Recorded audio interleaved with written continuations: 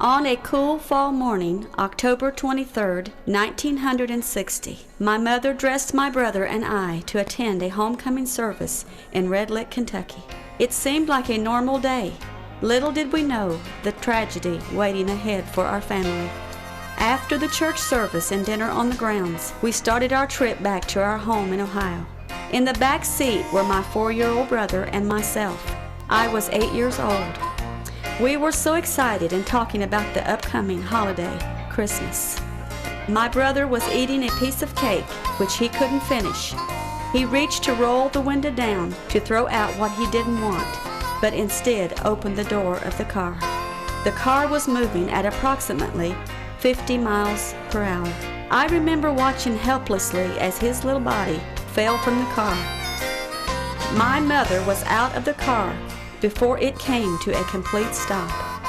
I was out soon after her and remember seeing my mother holding my little brother's limp body in one arm as she was crying out to God with her other arm lifted toward heaven. I looked around and I'll never forget my dad's face, ashen white. As he fell from the car, a piece of metal trim had cut his head from side to side, leaving his forehead open. He was pulled face down on the road until released from the bumper or whatever was holding his small body. His skull was exposed and his nose completely gone, hemorrhaging from all openings. On arrival at Berea Hospital, he was so critical, he was moved to a holding area and given 30 minutes to live. His heart rate and vital signs were closing down. I remember walking around watching people everywhere, on their knees, in cars, and under trees, praying. After a few more minutes, the decision was made by the doctors to transfer my brother to Central Baptist Hospital in Lexington, Kentucky. Upon his arrival, he was rushed into emergency surgery. His head had swollen 2 or 3 times its normal size. X-rays showed his brains were dislocated, which would take 3 of his 5 senses. One was his sight. The doctors said they could do nothing more.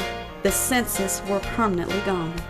Prayer chains continued across Ohio, Kentucky, and Indiana. 4 days after the accident, my Uncle Dallas came in the room to visit. We were all sitting there. He held out a coin in front of my brother's eyes. My brother extended out his hand and took the coin. He had seen the coin. Camp meeting broke out in that room. The doctors shook their heads, not understanding how this could happen.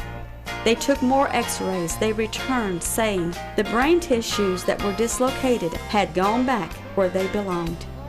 They stated this had to be the greatest miracle ever performed in this hospital.